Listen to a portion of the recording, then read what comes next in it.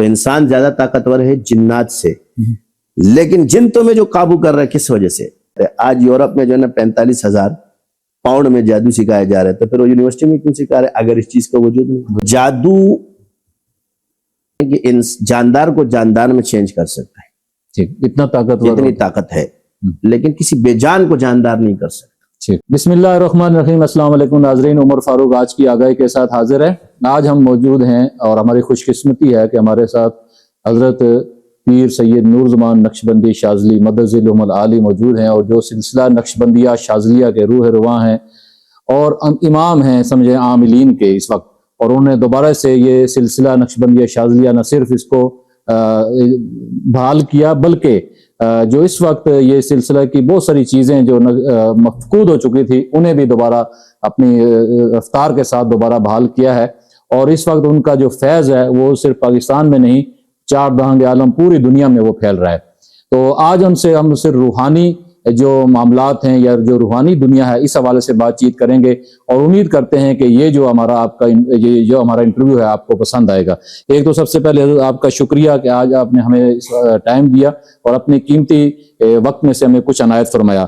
سب سے پہلے یہ بتائیں کہ روحانی بیماریاں ان کا علاج آیا ڈاکٹر بھی کر سکتے ہیں یا صرف یہ روحانی معالج ہی کر سکتا ہے؟ نحمدہ ونصلی علی رسولہ الکریم۔ روحانی بیماریوں کا علاج کا تعلق ڈاکٹر سے نہیں ہوتا۔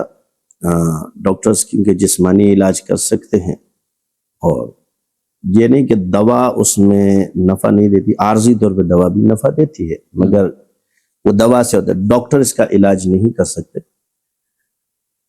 یہ ڈاکٹروں کی فیلڈ نہیں ہے، لیکن کیونکہ وہ جز ہے دوا کے اعتبار سے، کیونکہ اکثر ڈاکٹر لیکن روحانیت دونوں کا علاج کر سکتے، جسمانی کا بھی اس میں کلی، کیونکہ اس میں شفا، کیونکہ وہ قرآن سے ہوتا ہے، اور وَنُنَزِّلُ مِنَ الْقُرْآنِ مَا هُوَ شِفَاءٌ وَرَحْمَةٌ لِلْمُؤْمِنِينَ، تو حضور نے سورہ فاتحہ کو جو نا الشفا فرمایا، یعنی ہر مرض کے لیے۔ تو ضروری نہیں کہ وہ جسمانی میں علاج نہیں کرتا، جسمانی میں بھی کرتا ہے اور روحانی میں بھی علاج، لیکن ڈاکٹری صرف جسمانی میں ہو جاتا ہے۔ ٹھیک۔ بعض لوگوں کا یہ کہنا ہے یہ جو روحانی بیماریاں یہ بیماریاں نہیں ہوتی، یہ نفسیاتی بیماریاں ہوتی ہیں کچھ، اور نفسیات کی وجہ سے لوگ کہتے ہیں روحانی بیماریاں۔ کیا فرق ہے روحانی اور نفسیاتی بیماری؟ مسائل تو کیونکہ یہ بہت ایک دقیق سوال بھی ہوتے ہیں، دقائق ہے اس میں، بہت پیچیدگیاں آپ سمجھ لیں، باریکیاں اس میں، کیونکہ ڈاکٹرز جو اپنی رائے قائم کرتی، کیونکہ ان کی بھی ایک فیلڈ ہے، اور 14-15 سال 16 سال سمجھ لے کہ ایک ڈاکٹر بنتے ہیں، اور وہ اپنے ایکسپیرینس سے کچھ دیکھتے ہیں، کیونکہ وہ ظاہر، کیونکہ اس کا تعلق جسم سے، تو جسم کی ظاہری چیزوں کو وہ کرتا ہے، کیونکہ ان کے رپورٹس میں یہ چیزیں آتی نہیں۔ اب سوال یہ کہتے جی، وہ کہتے ہیں نفسیاتی ہے، تو سوال یہ کہ جب آپ نے اس کو نفسیات بول دیا تو نفس تو ایسے بھی رپورٹ میں نہیں آتا، سویا آپ خارج ہو گئے، ٹھیک ہے، لہٰذا یہ جسم کا مسئلہ نہیں ہے، یہ نفس کا مسئلہ ہے۔ اب نفس کا مسئلہ روحانیت میں از خود بخود آ جائے گا، سمجھ رہے؟ اب ہم کہتے ہیں جی نفسیات، اب ایک ہوتا ہے نفسیاتی اور ایک دماغ کی خشکی، جی بالکل صحیح کہتے ہیں وہ، اس کا میں انکار نہیں کرتا، لیکن نفس کی فکر جو ہے یہ دروازہ کھولتی ہے ان چیزوں، کیونکہ انسان کی سوچ اور فکر جو ہے وہ ایک دروازہ کھولتی ہے۔ آپ دنیا میں جتنے بھی ایجادات دیکھ لیں نا، تو یہ سائنٹسٹ کی غور و فکر سے وہ چیزیں نکلی ہے۔ ہر آدمی نے جو تدبر کیا، اللہ نے کہا تدبر کرو، تو تدبر کے اندر جن کے اندر اہلیت ہوتی ہے تو وہ تو امت کو فائدہ بھی دیتی ہے اور ذات کا، لیکن جس میں اہلیت نہیں ہوتی اپنے قدم سے زیادہ، تو وہ پاگل ہو جاتے ہیں۔ یعنی یہ کہتے ہیں نا، آپ نے ایک چھلانگ لگائی اوپر، یہ آپ کی حد نہیں تھی، تو رس کر کے آپ اسی طرح آپ نے ایسا وزن اٹھا لیا جس کی آپ نے طاقت نہیں تھی، تو آپ کا بگڑنا ہوتا ہے۔ تو اپنی سوچ اور فکر کو بھی اپنے حد میں رکھنا یہی انسان کے لیے ضروری ہوتا ہے۔ اس کے بعد یہ نفسیاتی اس لیے کہا جاتا ہے۔ اچھا، یہ بھی کہا جاتا ہے کہ مغرب اور یورپ جہاں غیر مسلم زیادہ ہیں وہاں پہ نہ جادو ہوتا ہے نہ جنات ہوتے ہیں، یہ مسلمانوں کا ہی کیوں مسئلہ ہے؟ جھوٹ بول رہے ہیں، غلط بات ہے۔ وہ کیسے پھر علاج کرواتے ہیں؟ نہیں کرتے، ہر مذہب کے اندر اس کے ڈاکٹرز موجود ہیں، یہ تو جھوٹ ہے۔ دیکھیں، اب اگر ہم عیسائیت دیکھ لیں یا یہودیت دیکھ لیں، سب سے پہلے ہمیں اس کے لیے پیچھے جو ہے نا دیکھنا چاہیے کہ بیک گراؤنڈ کیا ہے۔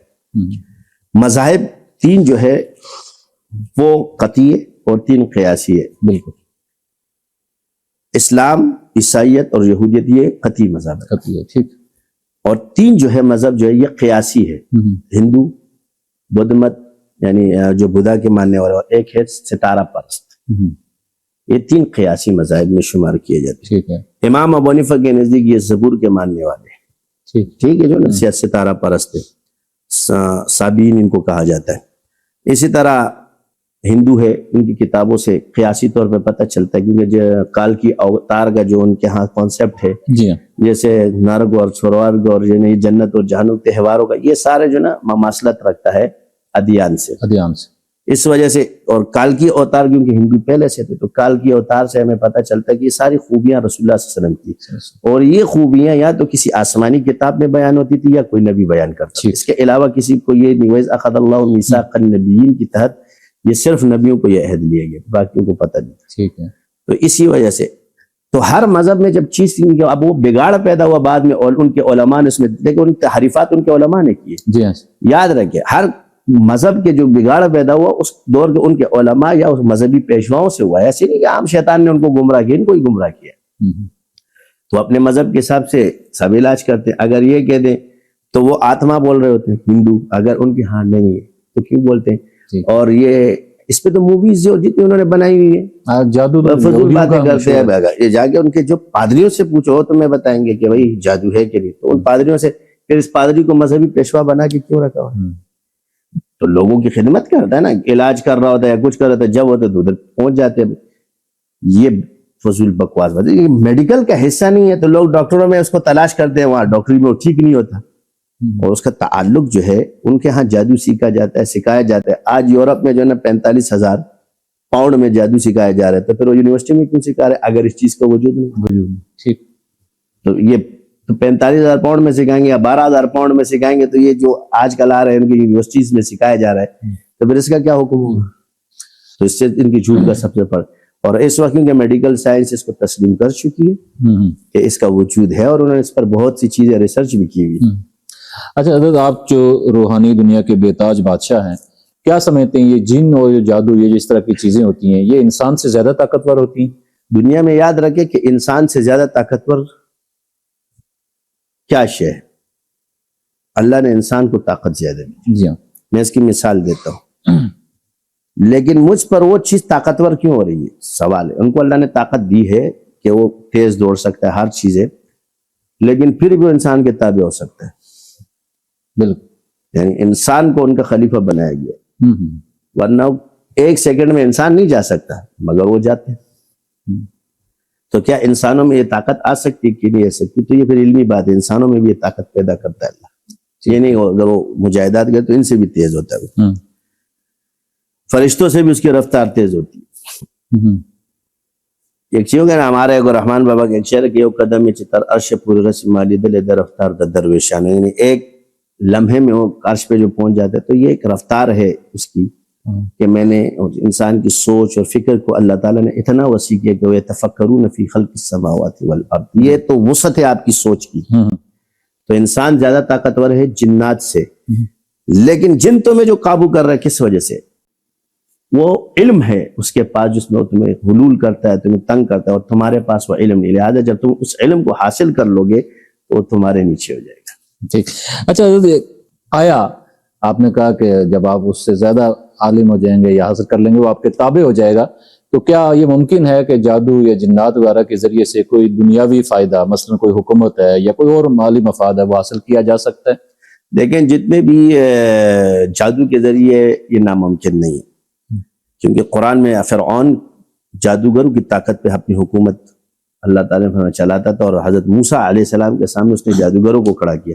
تو یہ تو پکا ثبوت ہو گیا کہ بھائی جادوگروں کے تھرو وہ یہ کام کرتا. تو جادو کے تھرو یہ کام ہوتے اور کرواتے، اور روحانیت اس کا توڑ ہے.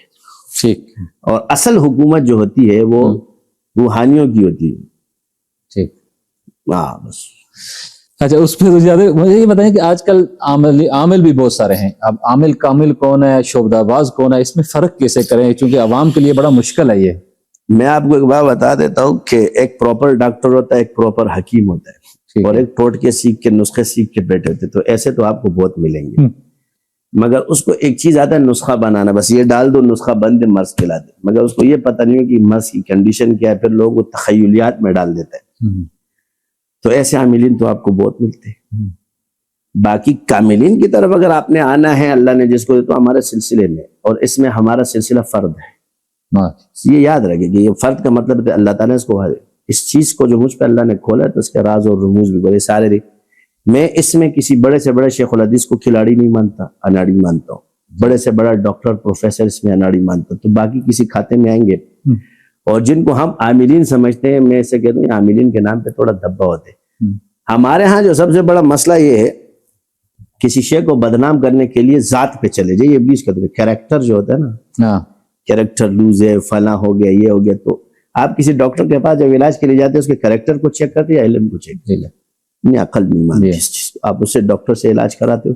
دنیا میں جتنے کفار ڈاکٹر بیٹھے یا سو، تو آپ اس کے کیریکٹر کو چیک کرتے ہو یا اس کو جو ہے نا اس کے علم کو دیکھتے ہو؟ بھائی آپ نے لوگوں کے علم سے فائدہ اٹھایا. لوگوں میں دیکھو علم ہے کہ نہیں. جو کتابیں پڑھ کے توڑ کے سیکھ لیتے ہیں، سب سے بڑی غلطی یہی ہے نا. آپ سے میں عرض یہ کہ ایک چیز سیکھنے کی ہے، وہ کتابوں سے تو نہیں سیکھی جا سکتی. اسلام میں یہ کوئی گنجائش ہے کہ عاملین کے جو عمل ہے یہ سیکھا جائے، یہ پڑھ کے؟ کیوں نہیں ہے؟ اسلام میں کیسے نہیں؟ اب سوال یہ ہے کہ حضور صلی اللہ علیہ وسلم کہ اب آپ نے ایک حدیث استخارہ کرو. اب ان سب ہمارے مولوی صاحبان بھی بیٹھ کے لوگوں کو استخارے کروا رہے ہوتے ہیں، خود کرو. ان سے سوال پڑے کہ حدیث پڑھو غور سے.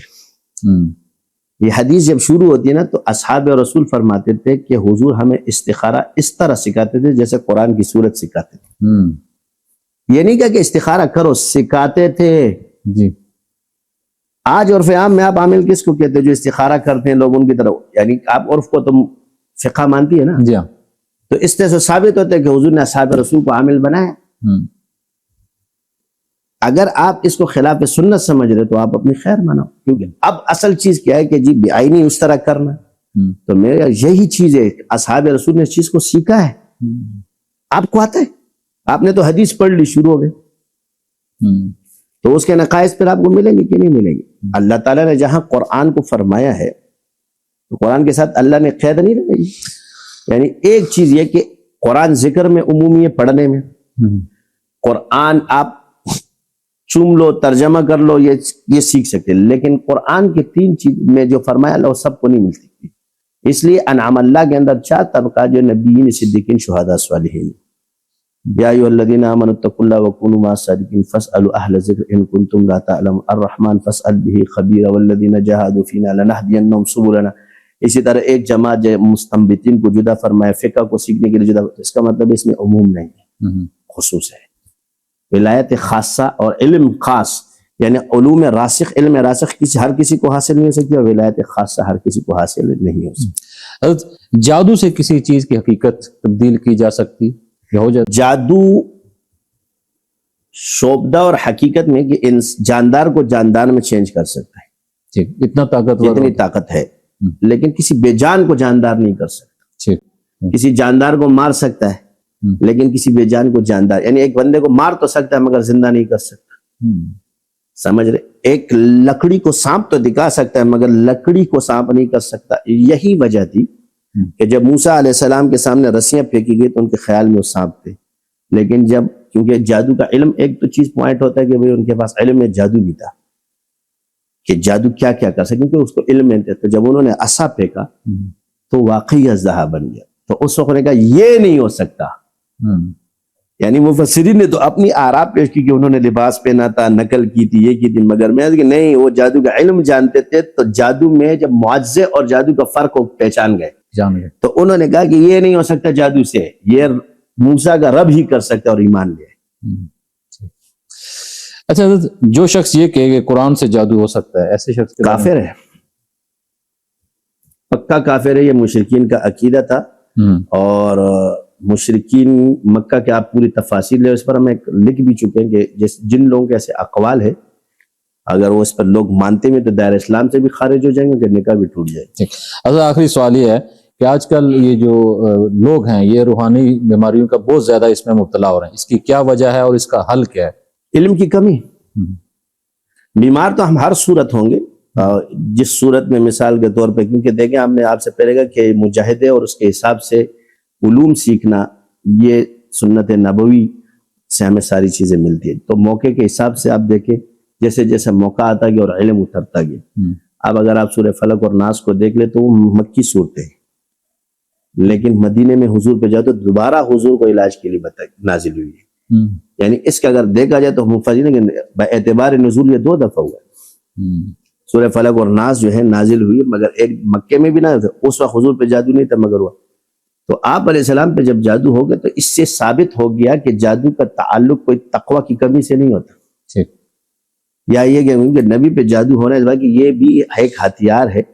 تو جس طرح حضور کو پتھر مار کے زخمی کیا گیا ہے اور آپ نے زرہ پہنی، تو اس طرح یہ بھی ایک ہتھیار باطنی، اس کے توڑ کے لیے سیکھنا چاہیے. تو یہ اس پہ محنت ہے، علم کی کمی اور سیکھے اور ماہرین کے ساتھ رہے انشاءاللہ. بڑی مہربانی، شکریہ، آپ نے بہت سارا ہمیں قیمتی وقت دیا اور اپنی خوبصورت باتوں سے ہمارے ناظرین کو جو ہے آگاہ کیا.